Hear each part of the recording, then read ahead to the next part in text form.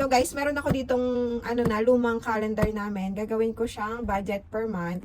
Dito ko ilalagay yung mga budget namin para naman kontrolado namin yung mga expenses namin. So bago ako mag-budget, may exact amount ako na tinatabi galing sa sahod ni Jay para sa magiging savings namin. Ito nga yun. Hindi siya pwedeng galawin. Kailangan ako na lang mag-adjust dun sa ibang budget namin kapag nagkulang yung sahod niya. Kailangan exact amount tong savings namin every month. Yung budget ko ang mag-a-adjust, hindi yung savings namin.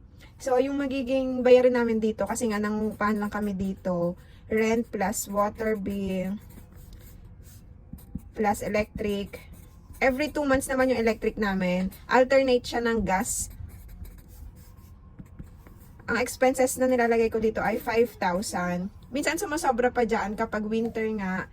Mababa lang yung electric namin. Pero mas mataas yung gas na bill namin. Kasi nga sa heater, sa water heater. Tapos, yung next na binabudget ko ay for palengke. For 1 month namin ay 6,000 nilalagay ko. Tapos, namamalengke ako every 2 weeks. Kasi nga, mahirap mamalengke. Gawa nga yung day off ni Jay, minsan lang. Tapos, iniiwan ko lang si baby kay mama. Kaya, once na namalengke ako, kailangan madamihan na. Pang 2 weeks na yung papamalengke ko. Next naman na binabudget ko ay bigas. So guys, alam nyo ba, ang lakas namin sa bigas, nakakadalawang sako kami ng 12 kilos. 2 sacks of 12 kilos. So dito sa Taiwan, medyo mahal nga yung bigas. 579 isang sako, so 1,158 NT yung budget ko para sa bigas namin. Tapos yung next naman ay yung vitamins namin. Tapos check up, cleaning sa ngipin, pero hindi naman laging may check up, every 3 months lang. Tapos sa ngipin naman cleaning, tapos fluoride na baby every 6 months. Pero yung vitamins dapat lagi yan. 1,000 binabudget ko dyan. Tapos sa pangangailangan naman ni baby,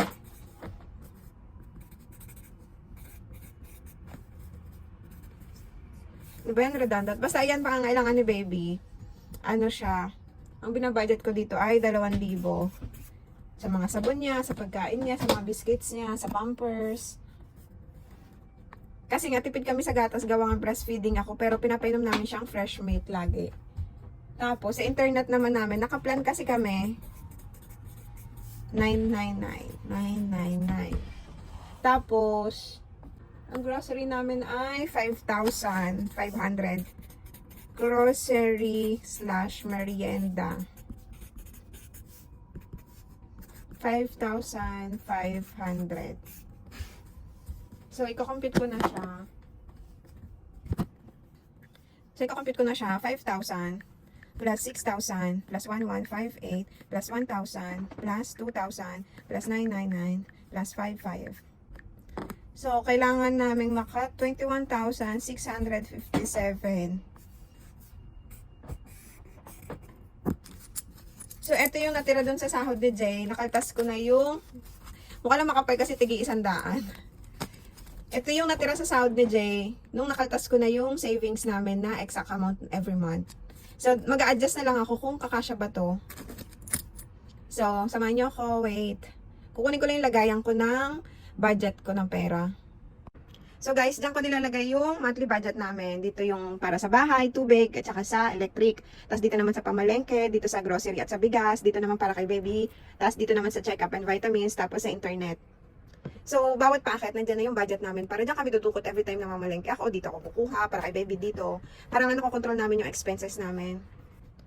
So, dito guys, yung 5,000, makakaltasan pa siya ng 1,500. Kasi nga, naglilinis ako ng hagdan dito sa bahay. So, nakakaltasan siya ng 1,500 yung rent namin ni Jay. Kaya magiging minus 1,500. Kaya magiging 3,500 na lang. Ayan, diba? Laking bagay din yung 1,500. Tapos, nandito lang ako sa bahay. Kaya, thank you sa mga blessings na dumadating. Kaya, laban-laban lang. Sipag-sipag lang talaga dito sa Taiwan. So, para sa bahay natin na budget, sa rent, sa water, electric / gas, ay 3,500. Minsan, sumasobra pa yan.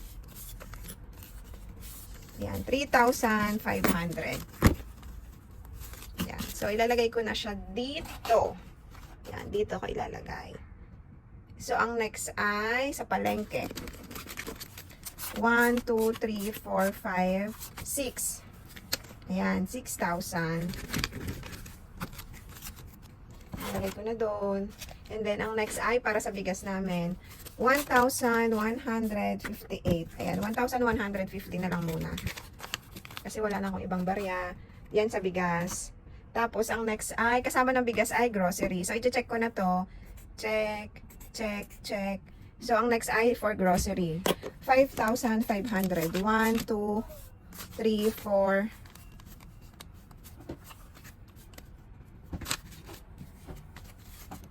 5, 500. 1, 2, 3, 4, 5, 500. So guys, ang next naman ay for vitamins and check-up. So ito nga yun, vitamins and check-up, 1,000. So ilalagay ko na dun sa box ko. And then ang next naman ay for internet. So ito na yung natitirang pera. Internet ay 1, 2, 3, 4, 5, 6, 7, 8, 9. So kulang pa ako 99. I-check ko na to. Uutang na lang ako dun sa pamalengke. Kukuha na lang ako 100 doon. Tapos sa JD's Needs, so kulang pa ako ng 1,000 kasi 1,000 na lang natira dun sa sahod ni Jay. Kasi nakatasan ko na nga siya sa savings namin.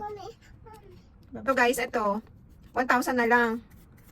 Kapag may kailangan si baby, kukuha na lang ako dito sa pamalengke namin. Mag-a-adjust na lang ako maalin dito. Mag-a-adjust ako sa grocery or sa pamalengke namin. Pero ang alam ko, may matitira pa dito sa 3,500.